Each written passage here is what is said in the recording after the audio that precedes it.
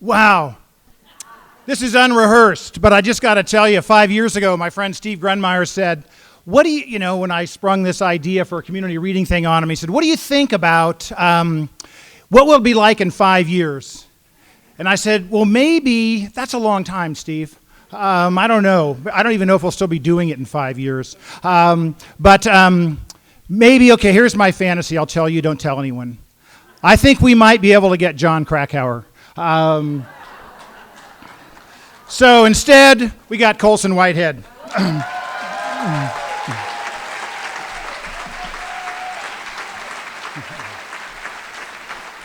So good evening. It's my pleasure to welcome you. Tonight's the third program in our 2017 One Book, One Community series. And thanks to all of you for being here and for continuing to support our efforts to promote reading in the Auburn area.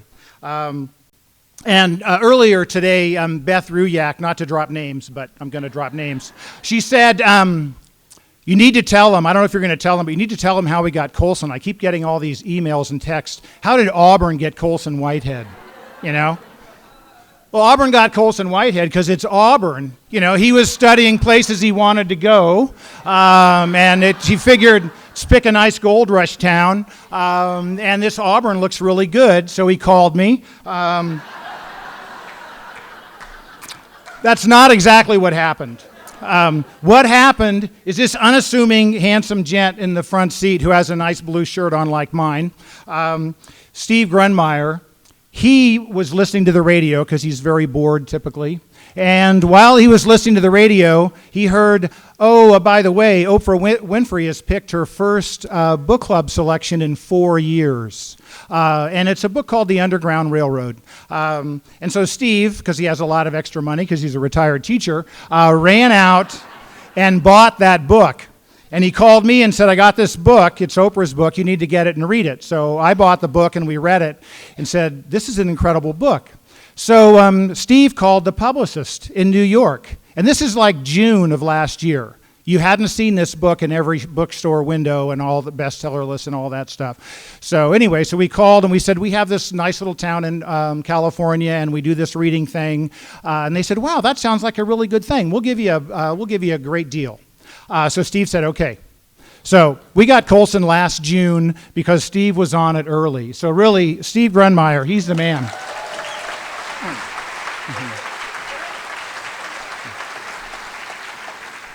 If we would have waited till January, it would have been a lot harder. And it would have cost you a lot of money to get in here. But anyway, my name is Bart O'Brien, and I'm a former teacher and superintendent of the Placer Union High School District, and I'm the co-chair of One Book, One Community, along with my friend Steve Grunmeyer. We're both Rotarians and former teachers who love books, and we love talk about books. And OBOC, as we call it, is the result of our passion. We know, however, that Auburn One Book, One Community would not exist without our 5 sponsors. So here they are. The Rotary Club of Auburn. Thank you. The Placer County Office of Education. The Auburn Placer County Library. The Placer Union High School District. And Sierra College.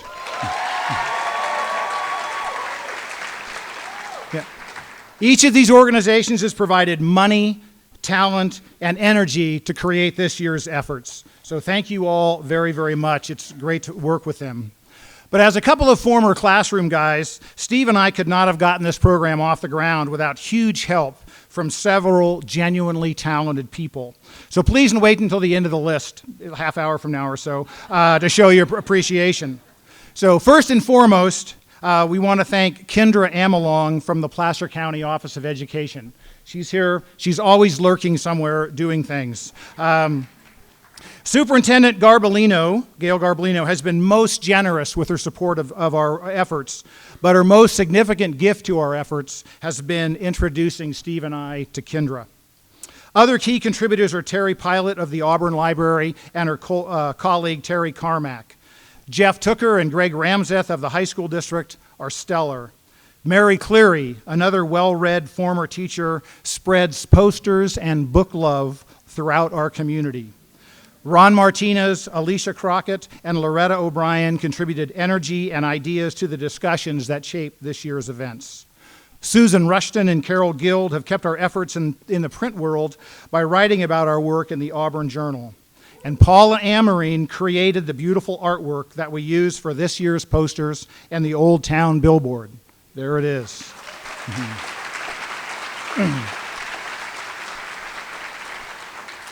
Jennifer Catman of Sierra College, who's right out front there, agreed to take on the task of hosting last week's panel discussion, and she, as well as the panelists, did a marvelous job. The panel, by the way, include Chief Daniel Hahn of the Roseville Police Department, Linda Jack of the Nevada County Historical Society, Wayne Robinson of Auburn and Sierra College, and Rudy Jackson, a professor of African American history at American River College. They were stellar. And finally, Pat and Pete Enoch, Auburn restaurateurs par excellence, are handling Sunday's dinner, but it's been sold out for weeks.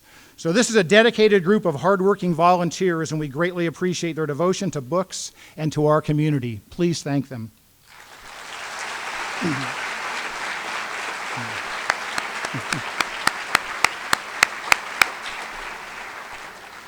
Our 2017 selection, The Underground Railroad, has been one of the most celebrated books in America this past year.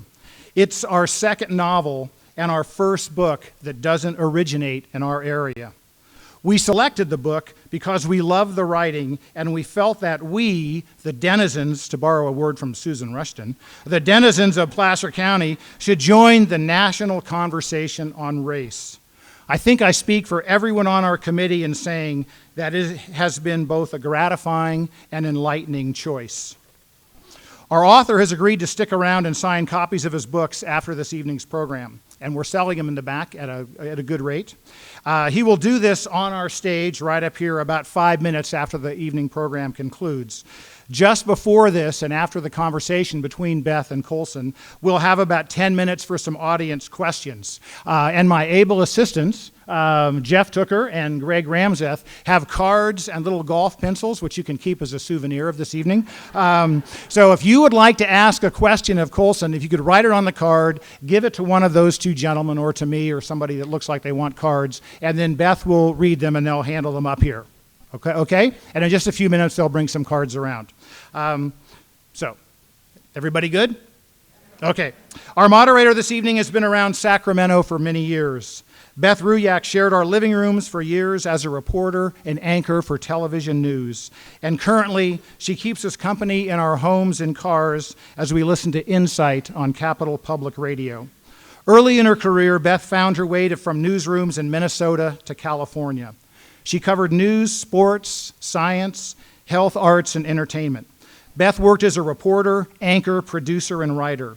She hosted daytime television, magazine shows, and special events. Among the highlights of her career are sideline reporting from 5 Olympic Games and a Super Bowl, traversing Europe for 3 Tour de France races, and guest co-hosting on Good Morning America.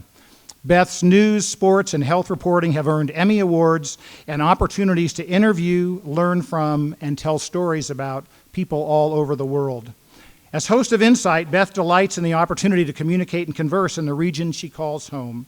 To Beth, being a part of the Captial Public Radio team is a privilege, an adventure, and a great reason to go to work every day. Of course, so is the dance, as she calls it, with the guests and the audience on Insight. This morning, Beth began a dialogue with our author, and in just a few minutes, their conversation or dance will continue. Beth has been wonderful to us and our efforts with One Book, One Community. She is obviously the consummate professional, but she also brings a sense of warmth and friendliness that conveys her genuine pleasure in participating in a program like Auburn's One Book. She is always generous, responsive, and just so dang nice. Please welcome Beth Ruyak.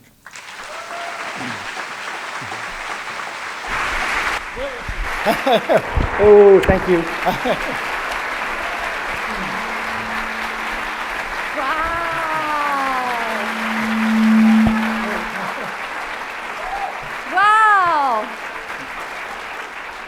There's a lot of overgrown speculation about me having a celebrity crush. Couldn't be any, I guess it's true. What can I say? That's where we're going to start. Colson Whitehead was born and raised in New York City. He continues to live in that city with his wife and children.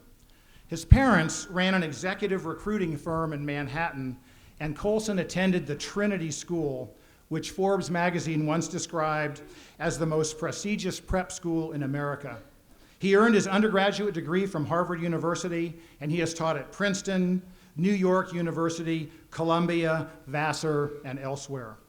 In addition to the Underground Railroad, he has authored 7 other books. One, John Henry Days, was a finalist for the Pulitzer Prize.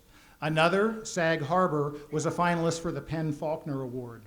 One of his 2 nonfiction offerings, The Colossus of New York, was described by one reviewer as, quote, the cheapest, most stylish ticket to the Big Apple between 2 covers. In addition to these books, Mr. White has written essays, nonfiction pieces, and reviews for a variety of publications, including the New York Times, the New Yorker, and Harper's. He has accumulated an impressive number of honors and awards, but there is really something more important you need to know.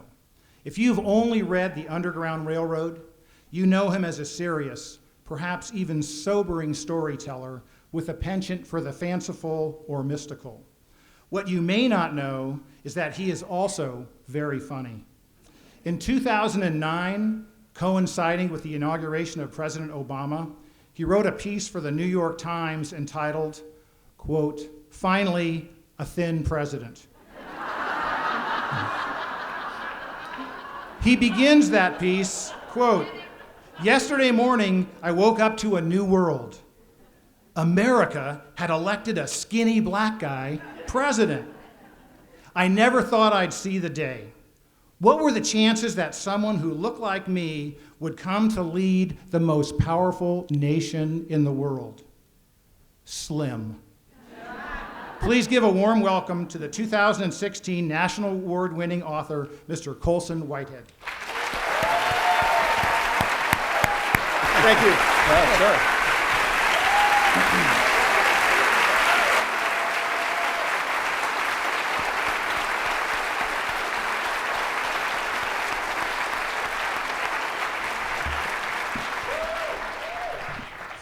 So howdy, thanks so much for having me, people of Auburn. I usually spend Monday nights at home in my apartment weeping over my regrets, so this is a nice change of pace. And Bart's story about how I came to be here, although nice, is not necessarily true. My publisher told me that I had this invitation from Auburn, and I was like, Auburn, California, where they shot Phenomenon? I'm a big,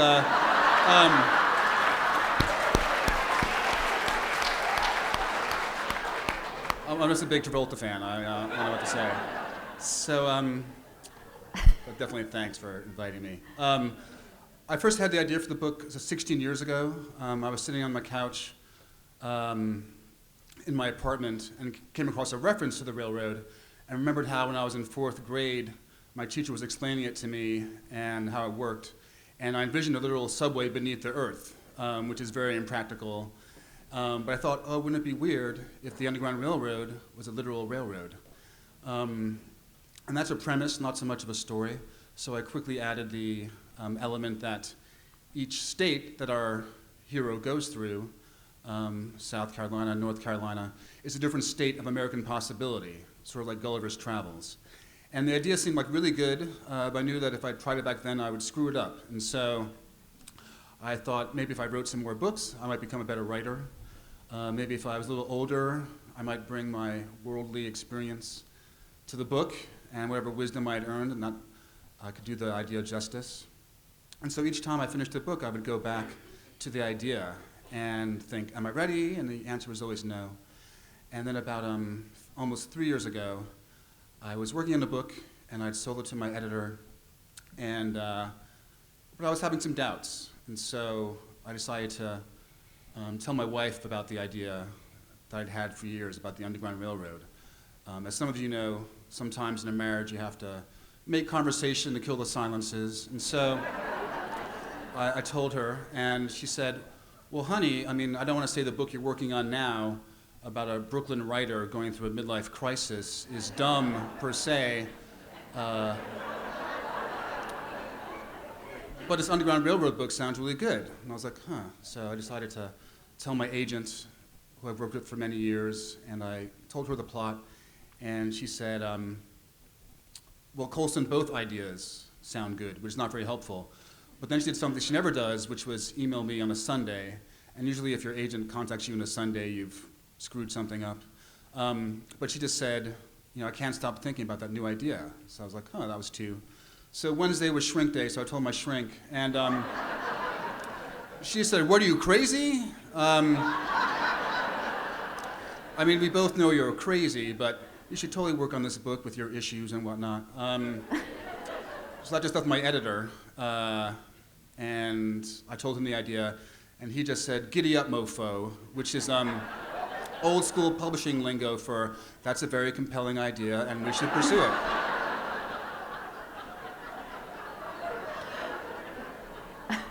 So I did, and I wrote this book. So I'm going to read from an earlier section.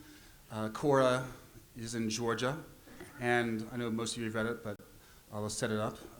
She's 16 or 17. She doesn't know her age because slave masters didn't keep track of their property's ages. You might have a vacuum cleaner and might know vaguely when you got it, but not know exactly the day, because why would you? It's a tool. She's on Randall Plantation, run by James and Terrence Randall. It's the birthday of Old Jockey, who is the oldest slave in the plantation. Whenever he feels a need for a release, senses a disturbance, he'll declare, it's my birthday, and it could be once a year or twice a year, and they have music and a feast. There's a reference to Caesar, who's a new addition to the plantation, who eventually convinced Cora to run north with him. And then there's Chester, who's a 10-year-old boy, an orphan, who Cora has taken under her wing.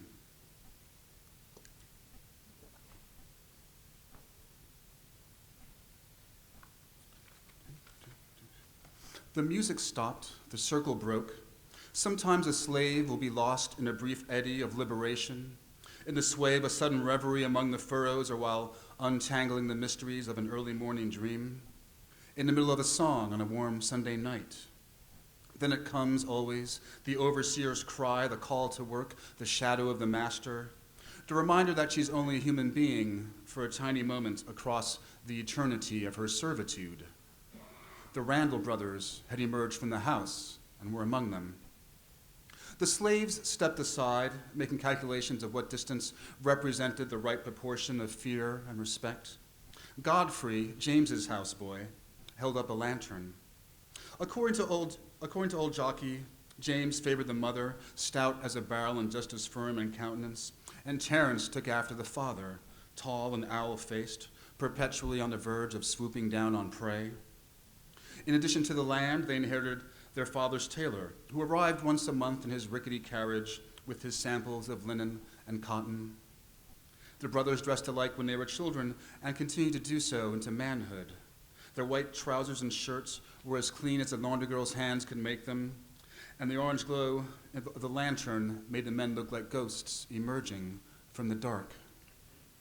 Master James, Jockey said. His good hand gripped the arm of his chair as if to rise. Master Terence. Don't let us disturb you, Terence said.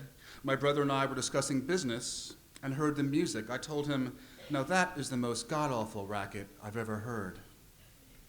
The Randalls were drinking wine out of goblets of cut glass and looked as if they drained a few bottles. Cora searched for Caesar's face in the crowd. She didn't find him. He hadn't been present the last time the brothers appeared together on the northern half. You did well to remember the different lessons of those occasions. Something always happened when the Randalls ventured into the quarter, sooner or later. A new thing coming that you couldn't predict until it was upon you. James left the daily operations to his man Connolly and rarely visited. He might grant a tour to a visitor, a distinguished neighbor or curious planter from another neck of the woods, but it was rare. James rarely addressed his niggers, who'd been taught by the lash to keep working and ignore his presence. When Terence appeared in his brother's half of the plantation, he usually appraised each slave and made a note of which men were the most able and which women the most appealing. Content to leer at his brother's women, he grazed heartily upon those of his own half. "I like to taste my plums," Terence said, prowling the rows of cabins to see what struck his fancy. He violated the bonds of affection, sometimes visiting slaves on their wedding night to show the husband the proper way to discharge his marital duty.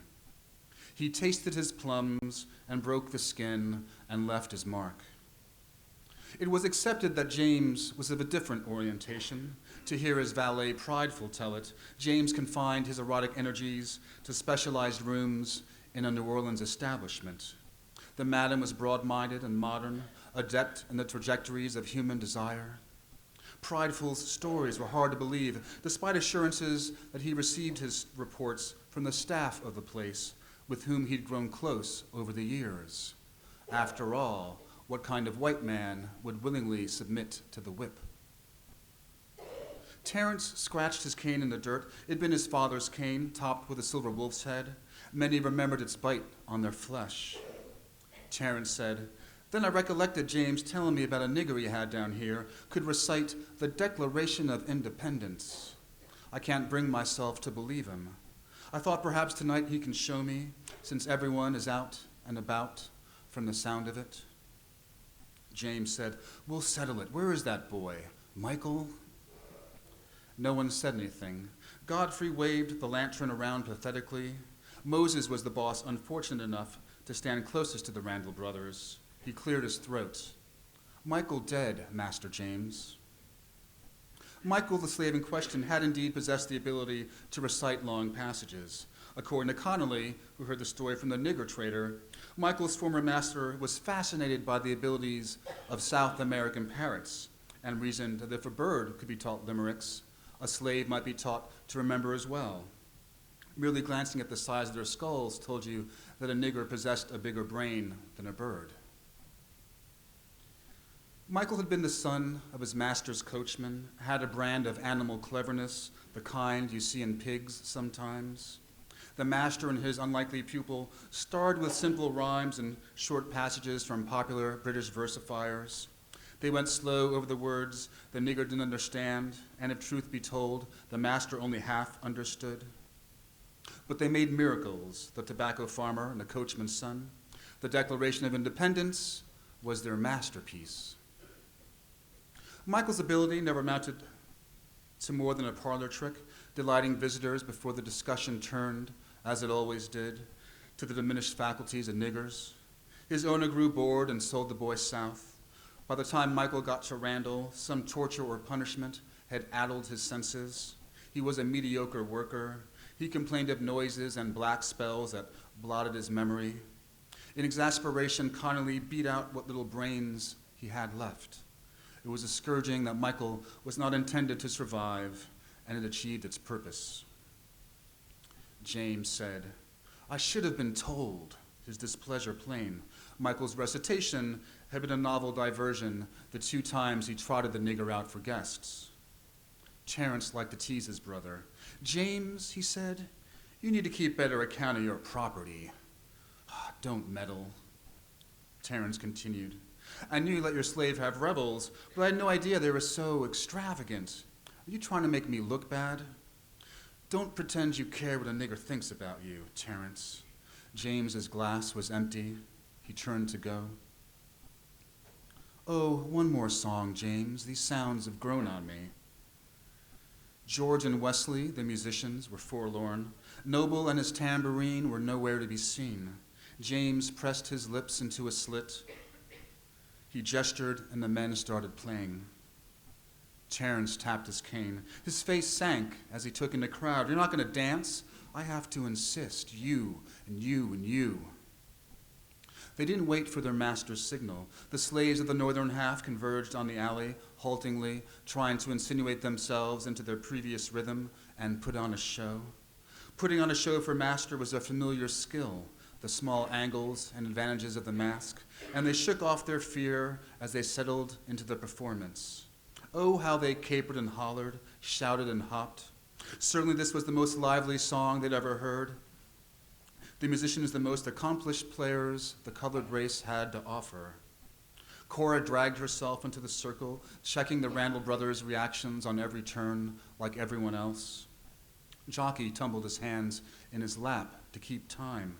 Cora found Caesar's face. He stood in the shadow of the kitchen, his expression flat. Then he withdrew. You! It was Terence. He held his hand before him as if it were covered in some eternal stain that only he could see.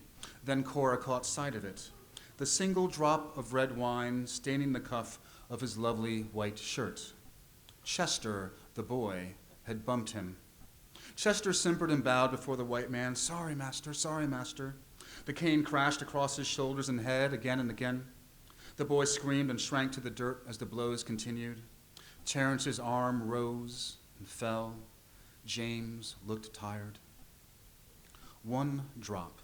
A feeling settled over Cora. She'd not been under its spell in years, since she brought the hatchet down on Blake's doghouse and sent the splinters into the air. She'd seen men hung from trees and left for buzzards and crows, women carved open to the bones with the cat-o'-nine tails, feet cut off to prevent escape, and hands cut off to stop theft. She'd seen boys and girls younger than this beaten and had done nothing.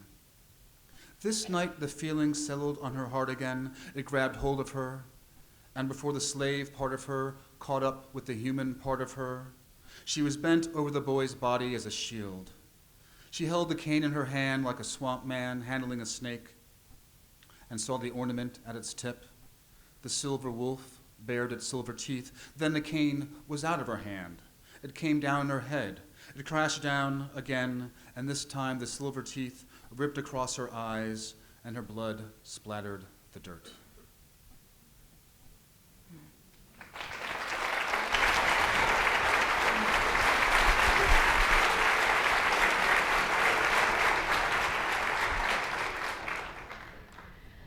Well, here we are. Should we pick up where we left off this morning, which is to say that you have a deal for this book to be more than a book?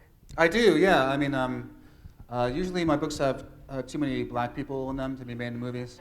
But I guess this one has more of a suspense element. And so I got a call in August from my agent, and a young director had expressed interest. I talked to him, and he sounded pretty good, and I saw his first movie. And then it came out in the fall, and just has done better and better. And so it was Barry Jenkins who directed Moonlight. And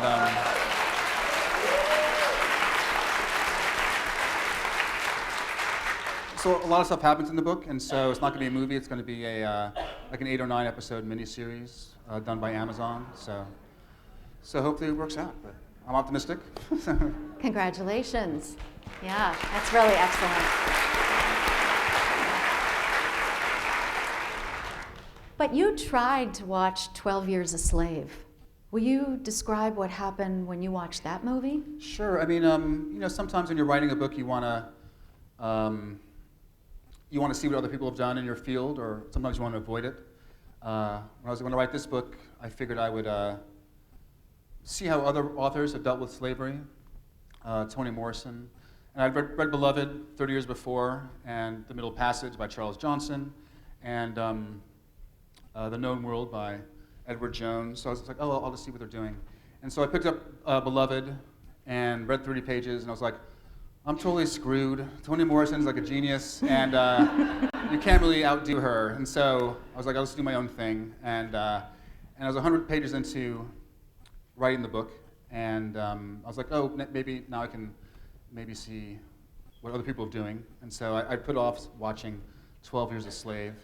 But I was like, oh, I know what the book is, and I have a narrative voice that allows me to, I think, be close to the characters, hopefully, but also apart and detached. And even though the research was very brutal and I was depicting a lot of violence on the page, I felt very detached from it. It felt very separate from my life. And then I watched 12 Years a Slave. I can only watch an hour of it before I had to turn it off, and I still haven't seen it. It was one thing to put all those things, like what I just read. That scene is very difficult to read and to write. But to see actors going through what I was doing was unbearable. So I could deal with it every day, but actually seeing humans doing it was too depressing and distressing. So one day I might finish it. I'd also tape the reboot of Roots, and I was like, oh, I'll show my daughter. But now I was just sitting in the DVR next to old episodes of Love Connection. But one day, we'll see. So how's this going to be? To see this and all you put into it on the screen, being acted by real people? Well, it seems very different. I mean, they asked for my input, but I always think it's better is to work on the next thing, the next book, and Mr. Jenkins seems very capable. So I'm wondering how they'll change things around. There are things that work on the page but don't work on the screen, obviously. There are beloved books you've read, and then you go to a movie, and it's terrible. Yeah, that happens. I think most of the time, adaptations are terrible. So I'll keep separate from it, and I am curious to see what kind of choices he makes, and I kind of wonder what Cora will look like. There's one indication, a lovely painting. Yeah, this is the first depiction, other than in your mind. What do you think? I think it's lovely and beautiful. I think it's, someone read the book, read the pages on the words on the page, and I don't think I describe her that much physically, apart from her age and general build, and came up with this very lovely, image in her mind and put it down there. So She's here. Would you stand up? Where? Oh, because there was a model that the painter used. Stand up. There they are. Oh, there you go.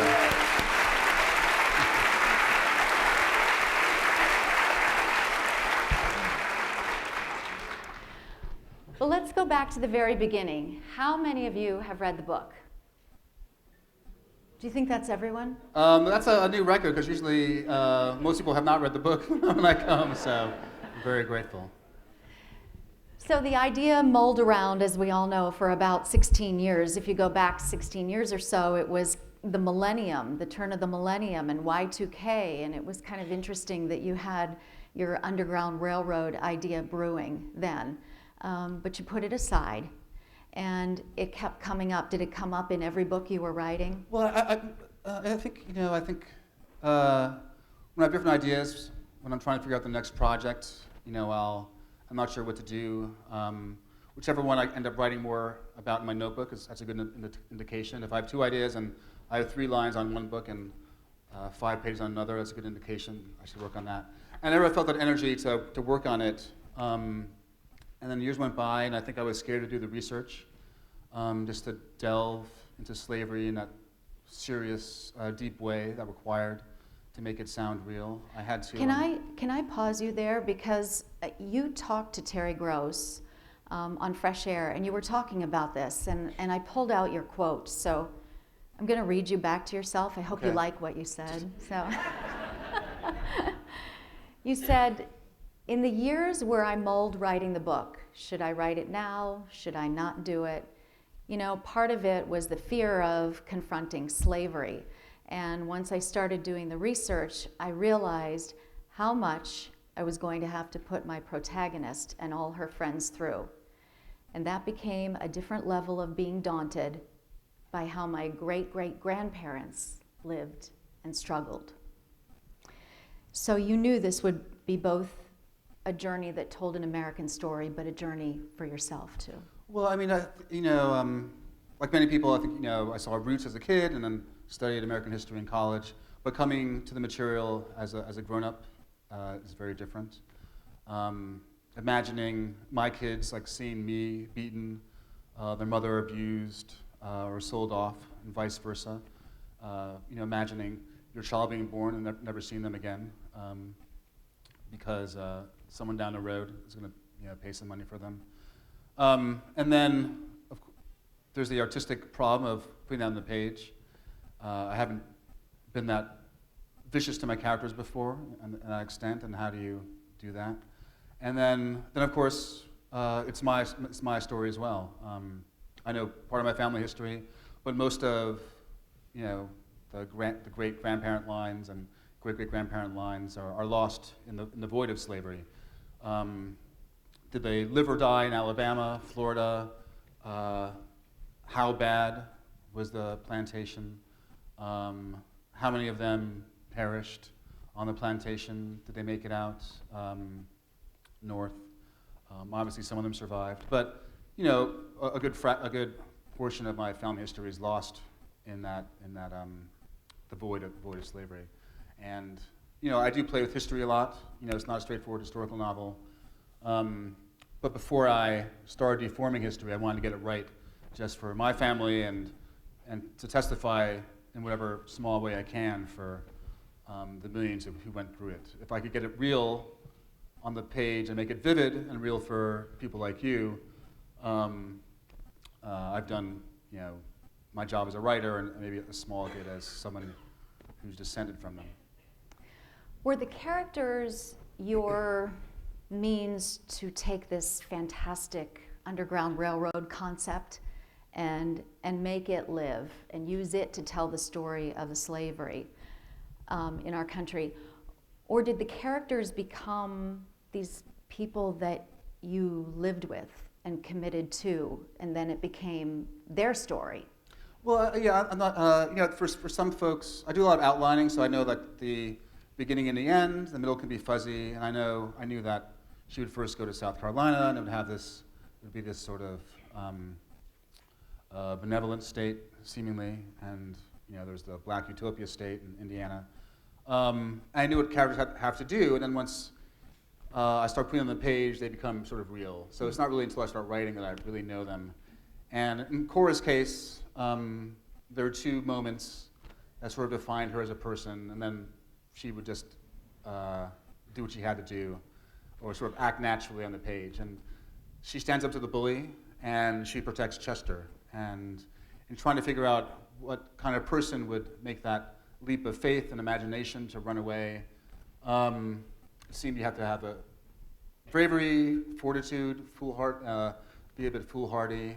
And I think when she does stand up for herself, she is being a bit foolhardy because everything in her life tells her that you shouldn't stand up and you will be beaten if you pretend to be a human being and not the object that you are.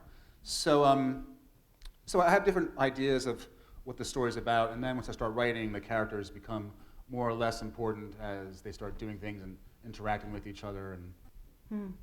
And what kind of a person would escape? So I heard some numbers that by 1860 there were 4 million slaves in the South. About a third of the population in the South were slaves. And maybe 1,000 a year tried to escape? Well, it's hard to keep track, because it was against the law, and so if you made it out, you weren't necessarily leaving a trail. And so it is hard to say, but it's a very tiny fraction. And some people went to Mexico, some people died along the way, and some people did it successfully and didn't leave any trail. But it's a very tiny fraction. And when we talk about it, we're not talking about people in Florida and Georgia. You couldn't go north from Georgia. It's really too far. You'd never make it. It was illegal. If you harbored somebody, you'd be fined and jailed. And so when we're talking about northern flight, we're talking about Virginia and North Carolina mostly. Can everybody track the states? So if Cora started in Georgia, where did she go next? South Carolina. And then she went to, and wasn't that a brutal place? How do you know the line? Where is it, when is it grim enough? When do you go into grisly even more? What's the line in what you need us to know or experience? Well, I think there were times when I described the lynching, the Friday night lynchings in North Carolina, and they're serving popcorn, and it's very celebratory, and I would think, oh, am I going too far? And then I would go back to the research, and no. You would spread the word that you're going to lynch somebody. Someone's in jail on a trumped up charge, and we're going to lynch them tomorrow. Everyone come out. So that was in the memoirs, in some of the narratives you read. Well, we're talking about lynching. We're talking about mostly after Civil War, but it's books about lynching and early photography. There are a lot of one of the earliest uses of the camera was to document lynchings, and you could make postcards out of them. And it's the whole city gathered around a lynched body or a burnt up body, and children, grandparents, and they're posing with the body, and you can make a postcard and send it to your relative out of state. I went to this lynching, we lynched that boy good. So whenever I did something brutal on the page, I could just go to my research and have it reaffirmed that actually I was not going too far, because it actually happened. In terms of the way North Carolina works, I'm moving the things around. Harriet Jacob wrote a famous slave narrative, and her stories that she hid in an attic for 7 years before she could get passage out. And you think attic, hiding in attic, Anne Frank, and then how can I bring in the oppression of African Americans and bring in the oppression of Jews and put them in conversation with each other. A lot of the Nazi eugenicists were drawing upon research from 19th century American scientists. There were forced sterilizations. I didn't make that up. And if you take the sort of natural extreme of the Nazi genocide and put it in America, I think it would look like something like the North Carolina chapter. And so, by not sticking to the historical record, I could move different episodes around and make them and get this friction and make it and enlarge what the story's about. Let's talk a little bit about what makes that situation work, what makes oppression work, because in the passage you read, there were 2 different times that the word human was used when Cora was talking about a brief moment when she felt human, or when the human part of her and the slave part of her. And it seems that slavery works in an effort to extinguish anything that is human. So what did you learn about the power of being human and how some people did hold on to it as opposed to just completely snuffing it out? Well, they're very contradictory lessons because a lot of people are upholding the system, obviously, and a lot of people are fighting against it, abolitionists, free black men and women. And then I think really most people don't care. I have a lot of the biographical chapters with, say, Caesar or Dr. Stevens. I use to give different points of view of the world and expand our idea of what's going on in the book. Because they don't care about what? Most people don't care. About social issues or what's going on in other people's lives. So I guess in the biographical chapters, I picked Ethel as an example who just doesn't care. She's not pro-slavery. She's not against slavery. She just actually doesn't care. And I think in the same way that some of us might not be losing sleep about Syrian refugees or homelessness in San Francisco, a lot of us have a lot on our plate, and we're just trying to get through the day. And the great social problems that confront our societies are beyond us. And well, that's the point. Does she not care, or does she feel so helpless and so programmed the way she was in her family with her little friend Jasmine, in the separateness and in the walling off of that human place? Is it not caring? Well, she's like everybody a product of her time, but I think with Ethel, and I was trying to decide, should Martin get a chapter or Ethel? And I think Ethel's interesting because as a woman in 1820s, which is my sort of mental year for when she's becoming a teenager, she can't do what she wants. She can't pursue her desires, her many desires, and she's constrained by American society in a different way than the Africans, but is also being held down. And so she has her own sort of narrative, and it's ridiculous and terrible, and also hopefully poignant. But in terms of what I learned is that it's not about heroes and villains, and there are white villains and white heroes in the book, and there are black villains and black villains, heroes and villains in the book, and then there are people who are in between. And I think when, in various points in history, when we're confronted with moments of crisis, do we step up, or are we so wrapped up in our everyday struggle for existence that we can't actually step out of ourselves? And hopefully that's in the book as well. What are people saying to you about this book as you go across the country? And you've been on book tours before, and you've met America with different books, but you've met people. So with this book, is it different? It is very different. I mean, obviously the reception has been much bigger, and usually a book tour is like 2 weeks, and I've been sort of traveling for like 6 months now. Well, once Oprah gets a hold of it, yeah. then. But I sort of knew from when I handed it in that it was different. You know, I gave it to my editor and agent, and they were like, you know, it's pretty good, but there's something in their voice. And then it went to booksellers early, and they were really positive, and it just, you know, people's responses were different than anything else I'd written. But so you could feel that too, couldn't you? You knew it. I felt it from them, and also I felt it from myself in the pride I felt in those sort of final 20 pages of the book, which is like, you know, the best 20 pages I've ever done. And if I had to retire, I'd be very happy. Which is the mini chapter of Mabel, it's, or part of it. The last couple pages of, and then the ending of that, and then Mabel, and then the very, very end, and definitely the last 3 pages. And you already knew what that was going to be from your outline? Yes, I mean, I knew, I didn't know if it was going to be Canada or New York or the West, but I knew that she would be in that mental state, and having gone through so much.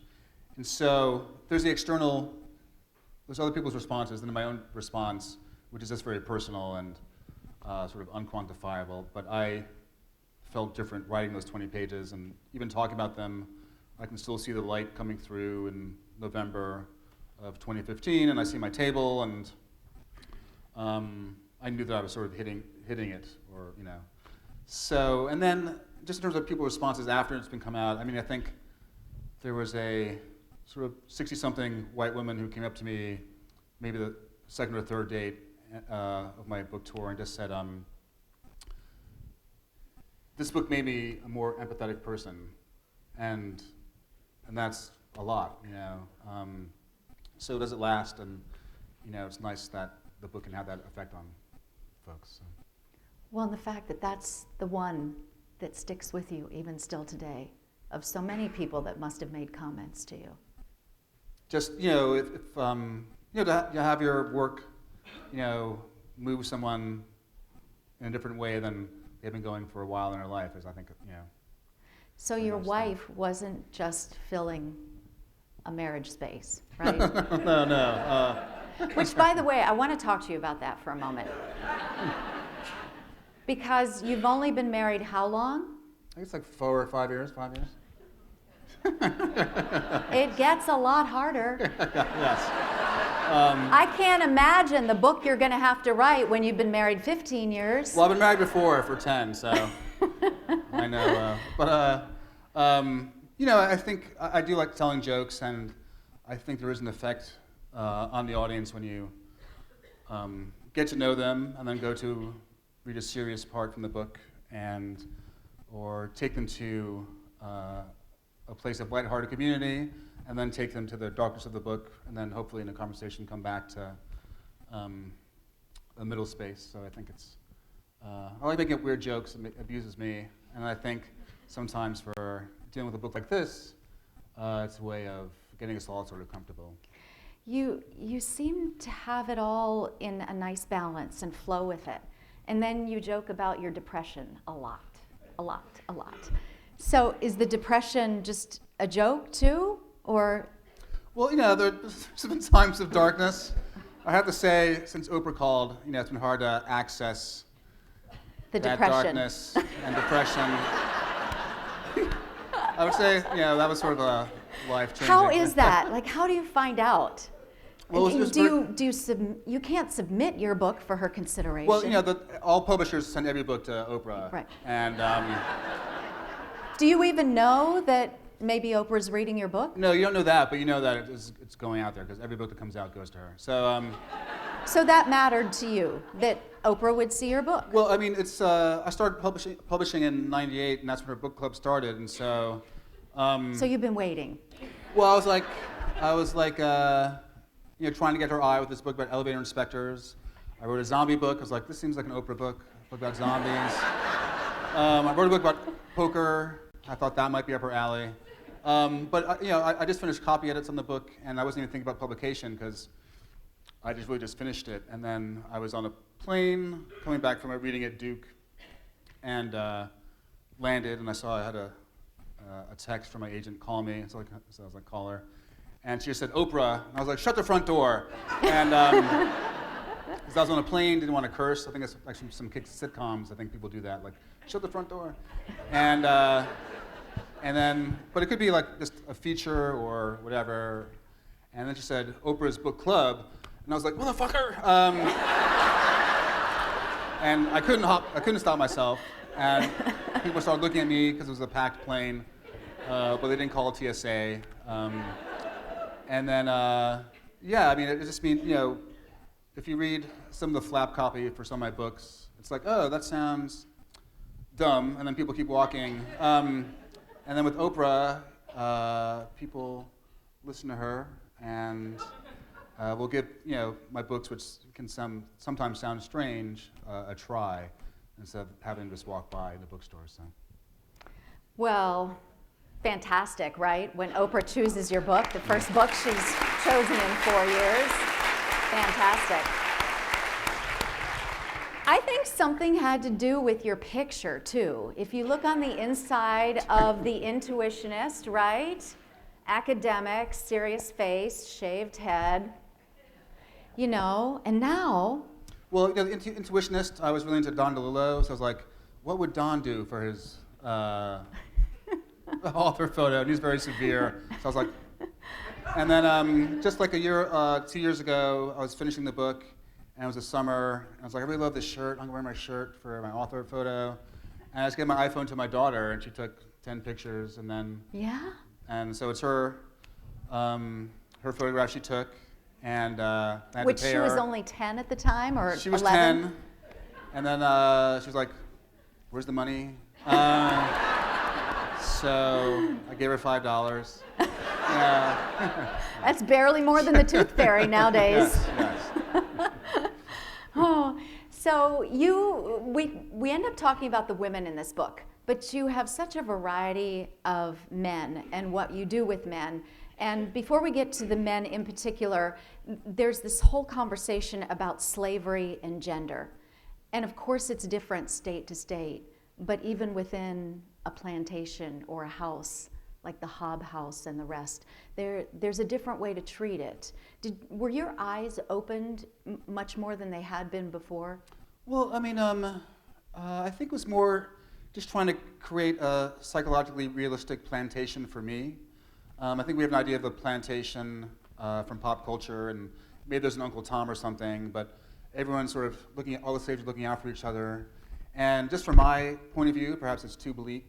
If you have 100 people who've been brutalized, raped, tortured, and punished for their whole lives, they're not going to be on their best behavior. And so how's that trauma enacted in how they treat each other?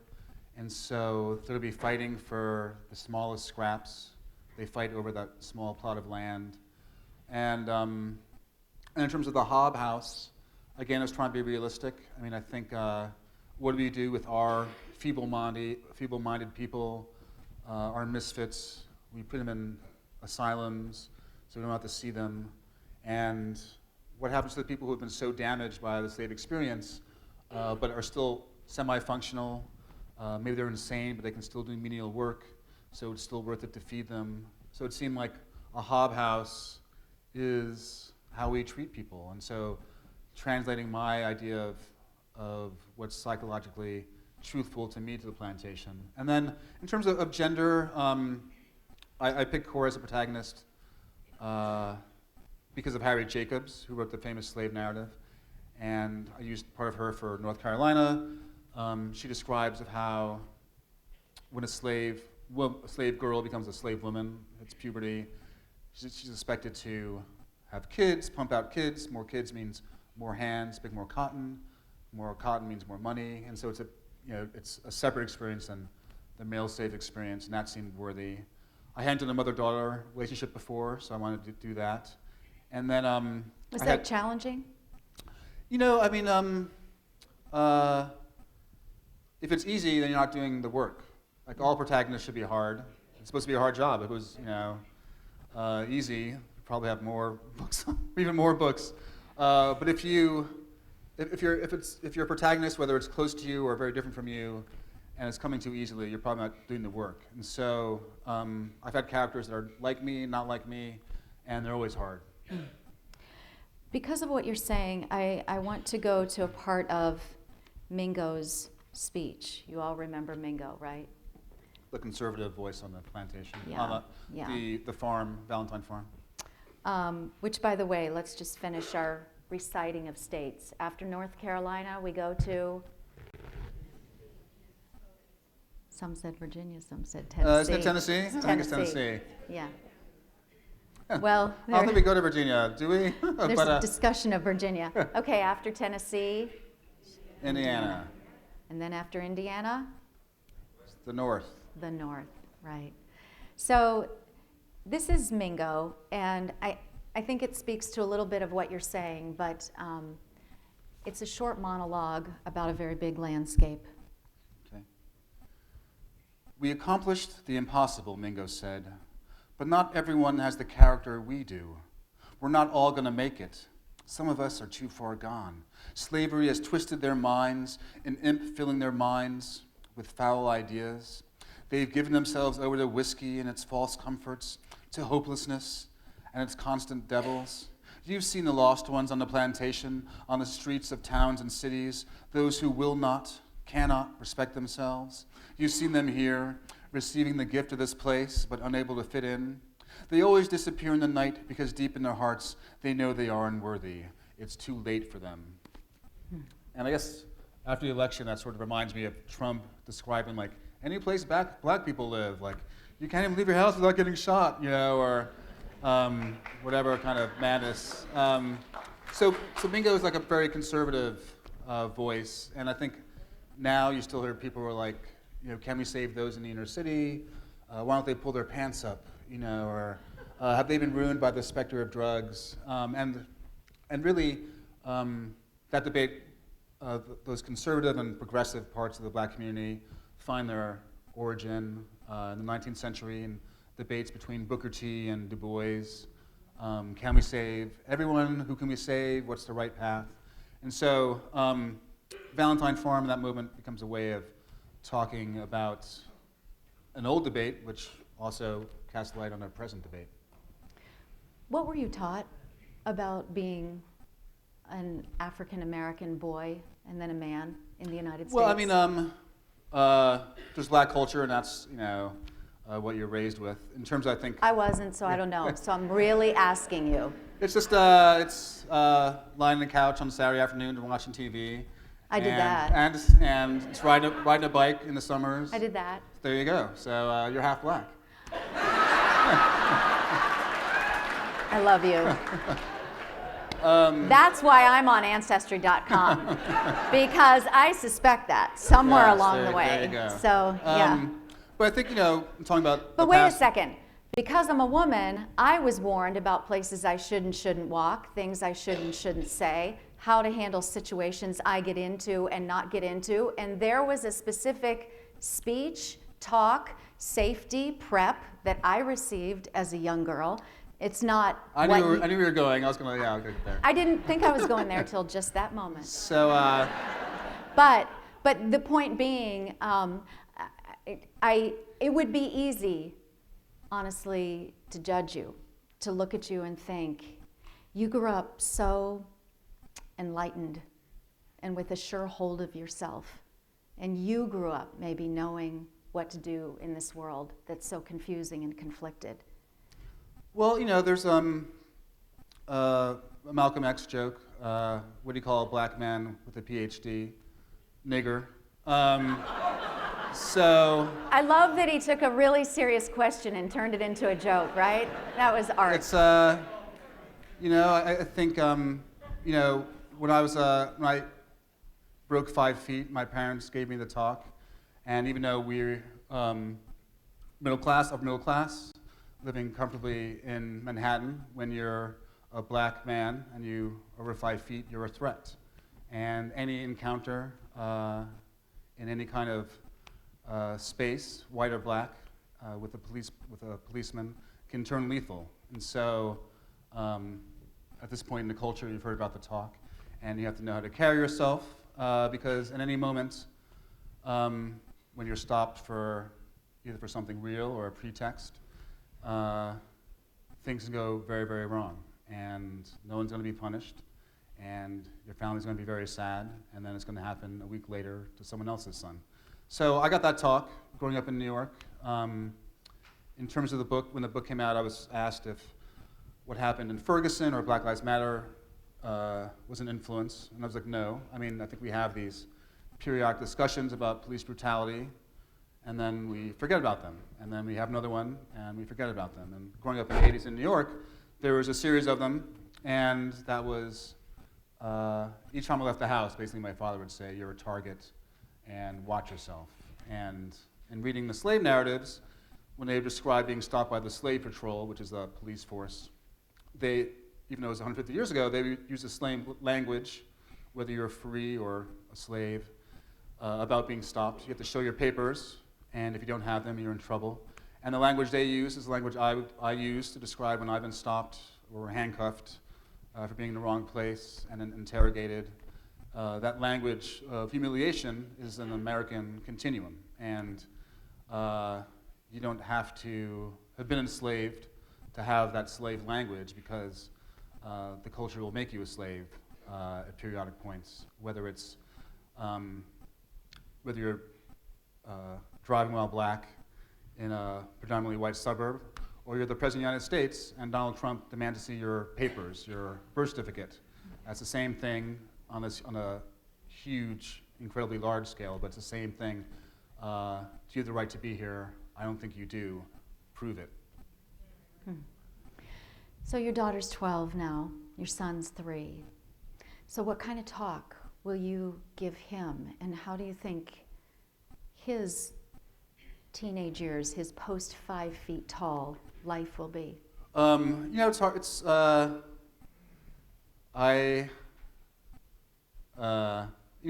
grandparents could never envision me here. A published author, going around the country. My parents, I don't think, envisioned this for their son. Who could have predicted an African-American president? So I can't even predict what kind of racial world they'll have 10 years from now, 20 years from now. I will have to give some version of the talk. Hopefully it'll be different. But although we move very, very, very slowly sometimes, we do improve as a country. I'd be foolish to say we didn't. And sometimes we take a sideways route before we go straight ahead again. But it's always been like that. So. I listened to the speech you gave when you won the National Book Award, and I thought I heard you say, I never expected to be a writer, or did you say I never expected to be a writer at a big awards event like this? But something about that experience and where you found yourself at that moment of your life seemed to just be amazing you. Well, I mean, it was a crazy night. I mean, it was my 8th book, and and I've had books that are sold a bunch, books that have been sort of ignored, books that have gotten great reviews, and over But did you expect to be a writer? Is that what you started out wanting to be as a young Oh no, person? I always wanted to be a writer. You did? I didn't expect to be at the National Book Awards, I don't think.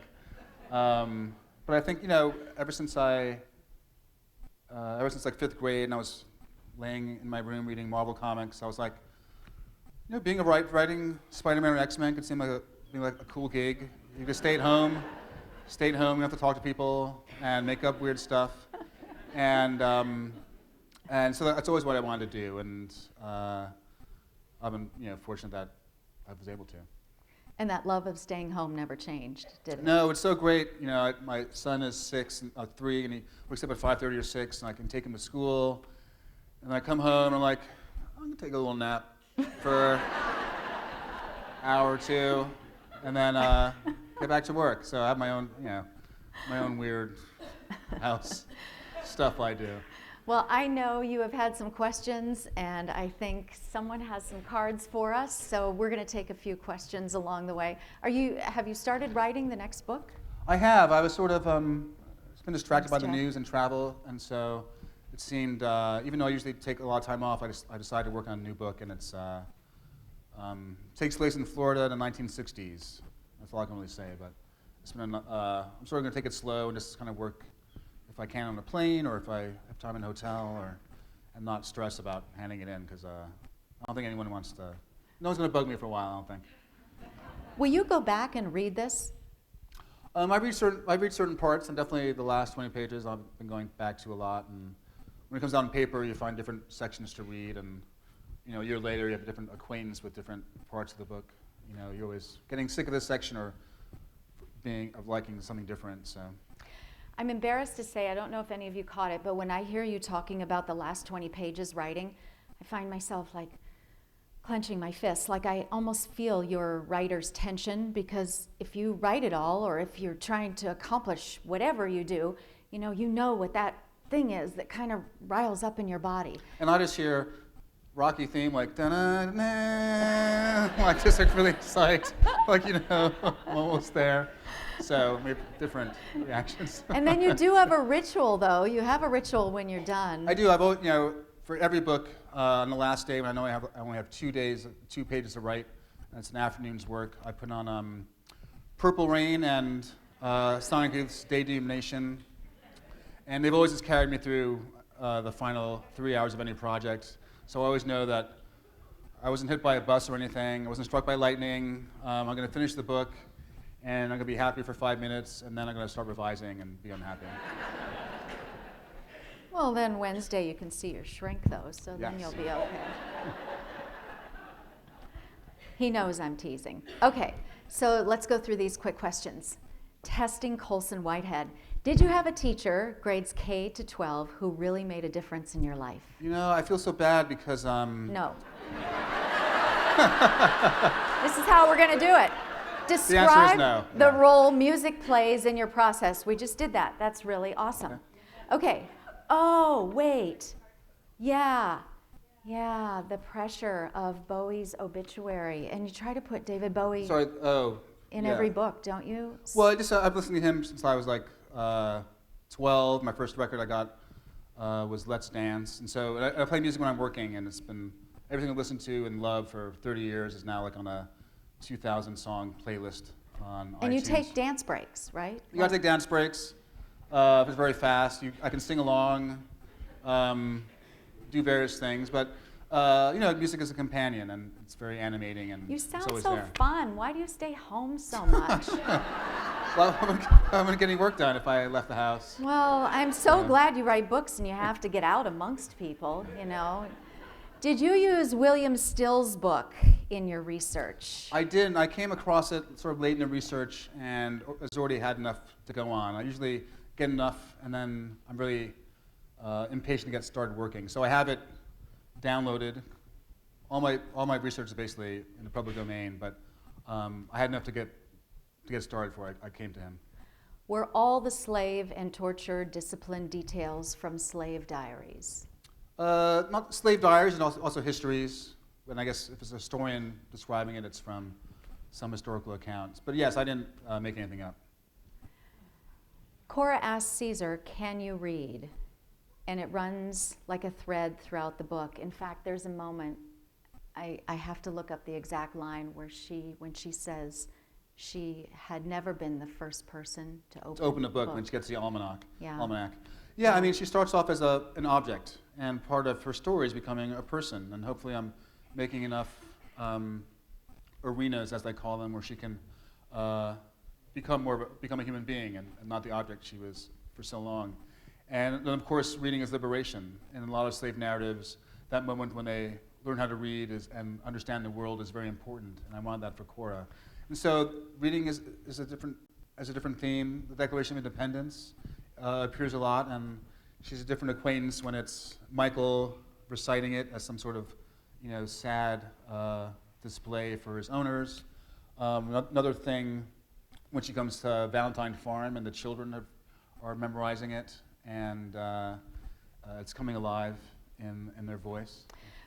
The question was about whether this was planned or accidental, but would you have thought about that thread throughout so that when Royal gives her a book, you know you're working on that thread all the way through. And obviously when I started the book, I didn't know that Royal would give her a book. But then it comes organically from the stories, what's meaningful that Royal can give to her 2/3 of the way through the book that you've been building on. So reading is independence, so it's terrifying to anybody that's going to be in charge of a slave, and it's freeing and human to anyone who is enslaved. Yeah, it's the same thing with religion. Some masters had the idea that if you gave an idea of a hereafter, everything would be great. That's great for pacifying slaves. And another slave master would say, no, if we give them this hope that there is an escape from bondage, they'll try and run. And so, it's complicated. Okay, this is interesting.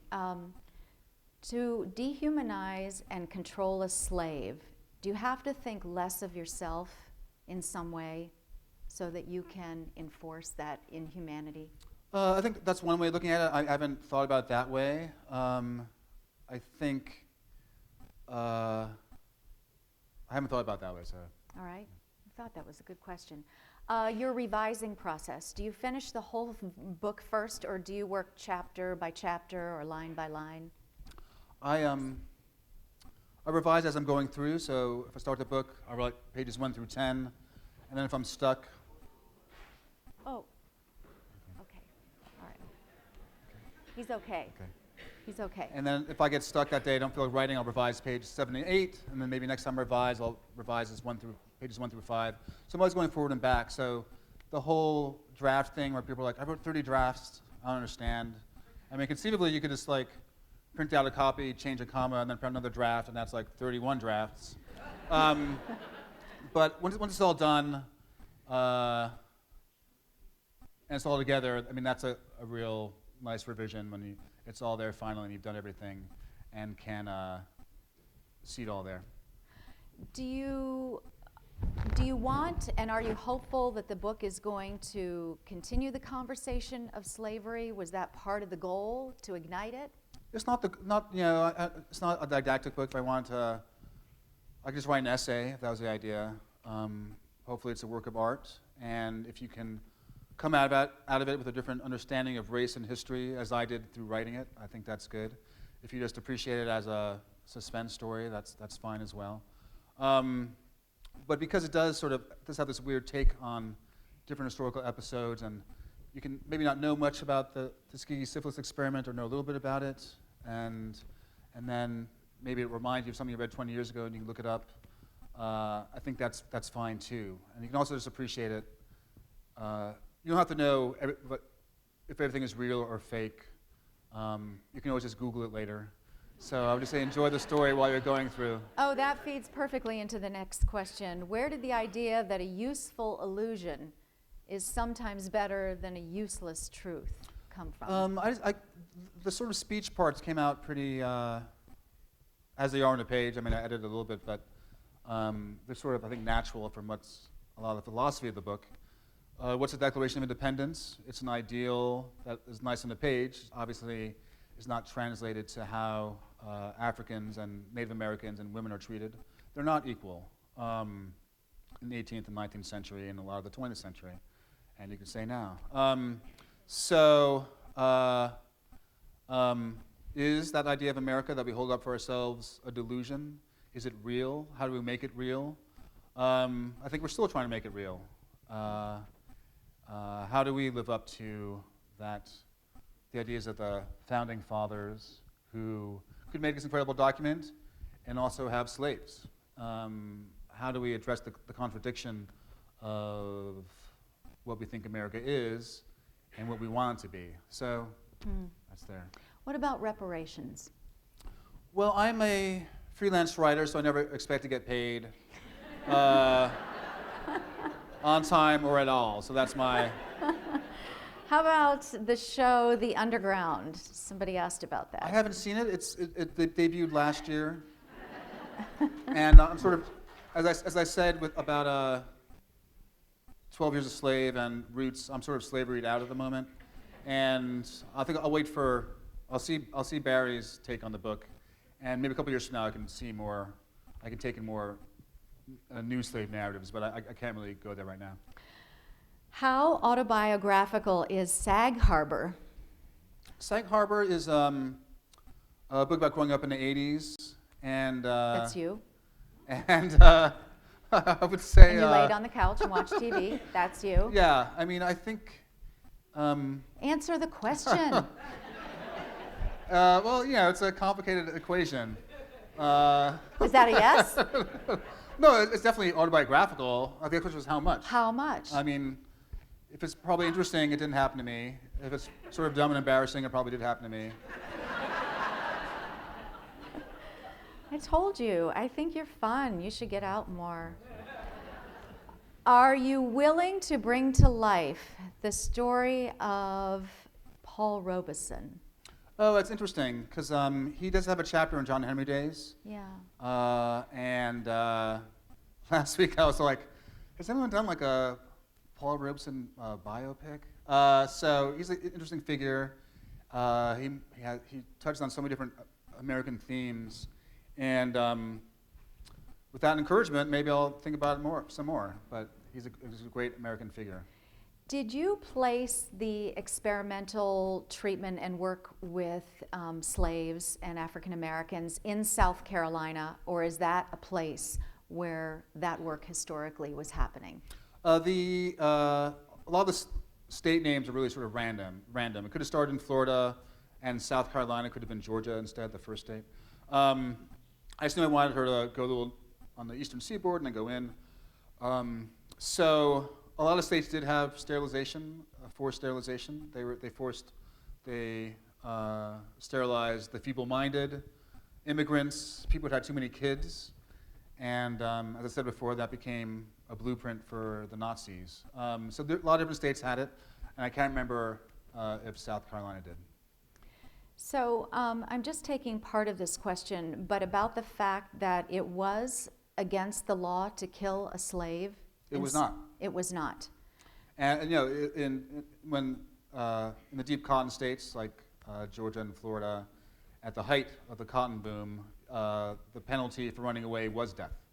And you weigh the cost of the slave against setting an example. If you have 100 slaves and one runs away and you catch them, do you let them back on the plantation, or you make an example to preserve the rest of your assets? And that's what they were. And so you make the calculation of, is it worth it, more troublesome to have this person, or am I cutting my losses? So you used the biography, or the story of Frederick Douglass. Yeah, I borrowed incidents of and it. language, and yeah. So I guess there was an example where an overseer got beaten severely for killing a slave because of financial loss. So that question of, are you responsible for a slave for life? To what degree do you need to take care of a slave? To what degree are you allowed to kill your slave? Well, I think for a very long time, no one went to jail for killing a black person, slave or free. And again, there are 100,000 different farms with different rules. And so some are brutal, some are less brutal. And on all of them, you're treating humans as property, so what's the scale? But yes, I could see, obviously, an overly violent overseer could be disciplined, and on one plantation, and another plantation not just keeping your property in line. Are you worried about, in this time of alternative facts, writing a historical novel? It's a novel, and again, I hope you enjoy the play I'm doing with history. It's not like Hilary Mantel, the author of Wolf Hall, is going to do I have to come up there and choke Colson Whitehead for not upholding the rules of historical novelists? Fiction, a lot of it's made up, and I don't feel a burden or responsibility to anybody else about it. So what are your rules then? what were your rules? What boundaries did you set? I wanted Georgia to be realistic before I started deforming reality, as I said, just to testify for my family. Talking about how I've grown as a writer, I definitely have books that are really digressive, like, say, Sag Harbor, which doesn't have much of a plot. It's about a summer, and there's a lot of anthropology of the 80s. So there's 3 pages on TV dinners, boil and bag versus foil, Swansons. And I think they're a good 3 pages, but they're very digressive. And I think with this book, I wanted to be very concise. And so an early version of me would have spent 20 pages in the tunnel. And with here, I just wanted to get her along. And who built it, how they built it, how it works, was not interesting to me 2 years ago. And 10 years ago, I would have spent a lot of time figuring out all the physics and the ventilation shafts. And I think with this book, I was like, I think the engineer just says, figuring out ventilation was a hassle, period. Let's move on. And so, so being concise and focusing more on the story and less borrowing from the tradition of the digressive or encyclopedic novel, which does have that those sort of weird meanderings, was important. So let's bring this back around to where we started, which was the big news that this is going to become a mini-series. And let's just revisit Cora here in closing. Is she a composite of characters? Was there a kernel of a line, of a personality, of a person that became Cora?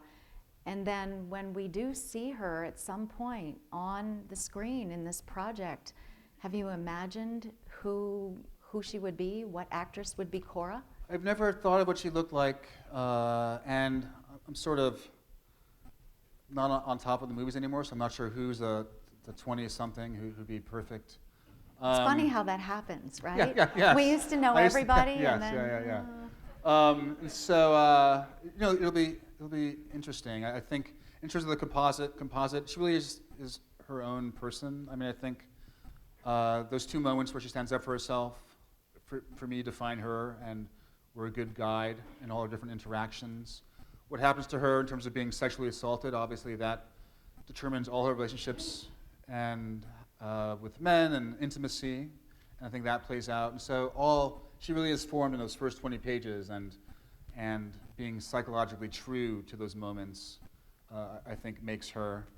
And then this is my second female protagonist. I had one in The Intuitionist named Lila May, and someone's like, oh, I saw some link between them. And I guess all I can say is that's how I like having badass female characters, and maybe that's why they come out that way. So. The mini chapters help us a lot. Mabel, I found that as a mini chapter so satisfying to have that piece of the story. I appreciate that you gave us a lot of those rest of the stories in small mini chapters. Yeah, that one has more of a closure for the reader. Say Dr. Stevens gives us an extension of the medical experiments in South Carolina, an attitude towards the black body in medical research in medical schools, and then in South Carolina, and so that has that function. And then Mabel, is closure, I think, for Cora's family. I think there's also the tragedy of not knowing what happens with your parents. I think, I can't wrap my head around my grandparents' struggle, my parents' struggle, and there's that unknowability that exists between the people who are closest to you, and I think that's there. And then she's been demonized so much, and that betrayal by Mabel has formed so much of Cora's psychology. I think to know that someone was pulling for her back then, I think is important, especially after everything that happens in the last 50 pages. Well, I don't know if it's just some of that nice stuff in me that Bart talks about, but I want to believe, it's a Minnesota thing, I think. I want to believe that all of what happens around us and with us is working toward good on some level. And I want to believe that what's in here isn't just about slavery and that time, but that it's a window we can all look through and see a picture. And I want you to be one of those people that says to me, it's really getting better. I saw then and I saw now, and it's crazy. It's like magical thinking. But I actually want to know, do you think it's getting better? I'll go back to what I said before. And tell me the truth. It is getting better. Okay. And it's all going to be fine. Ladies and gentlemen, Colson Whitehead. Thanks a lot.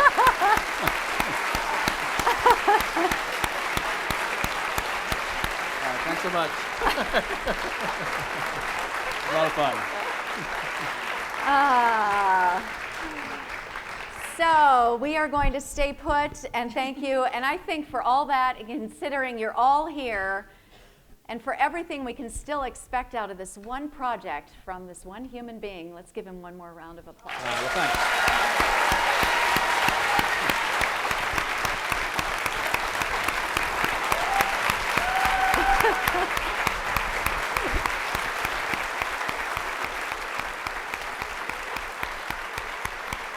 Very good. Yes. Very good.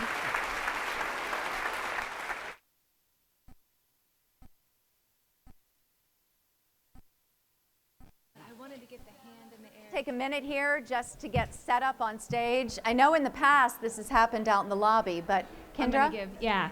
If everyone, before you move, can I just have the raise of hands who read the book, because that was a photo op I missed. Okay, keep them up.